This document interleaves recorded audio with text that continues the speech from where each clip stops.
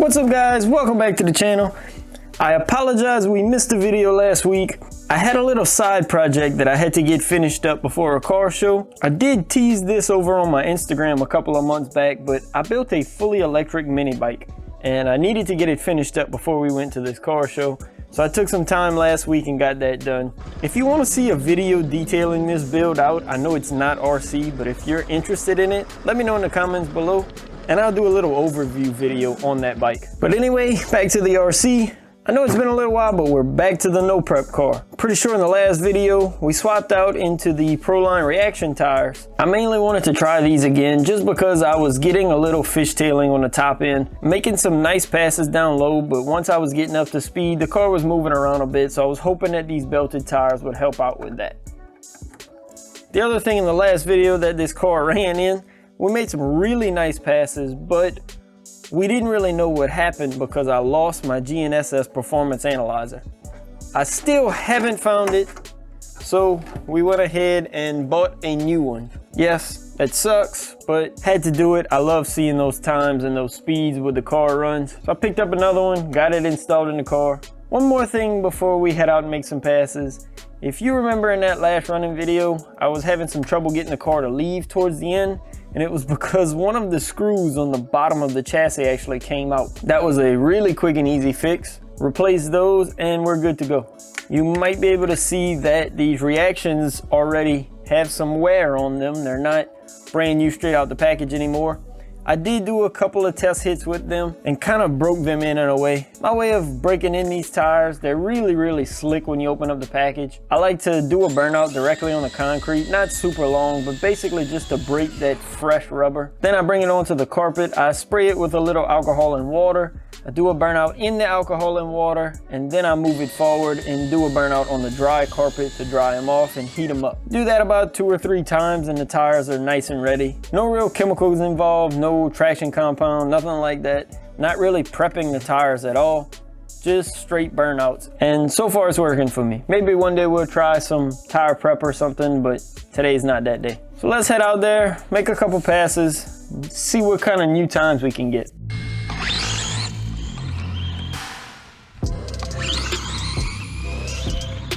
After those first couple passes, time-wise wasn't impressive. 570 was the best I had, but 52 and 56 miles an hour back to back was really impressive. I was really happy with that.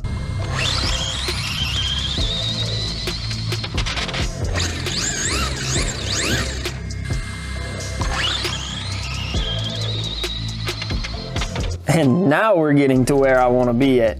251, I want to say I've run a 240 in the past. Don't quote me on that. I really need to keep better record of this stuff. But that 61 miles an hour, that is the fastest this car has been. When I first set out, I knew I wanted to hit 60 miles an hour, and that was my goal, and we finally hit it. Car's launching a little soft, so let's turn it up a little bit.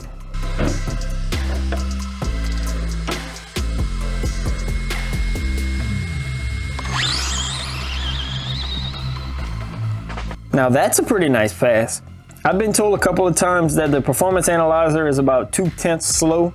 So that pass read at a 245, which technically would be a 225 if I'm reading that correctly, at 62 miles an hour. So now we're getting some better passes. You can see the car staying really straight. You probably can even hear, because a lot of you have called me out on that before, but you can hear I'm not having to steer the car much. The wheel's not bouncing around.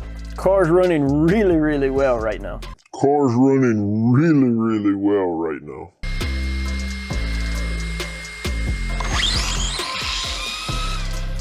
That definitely didn't sound good.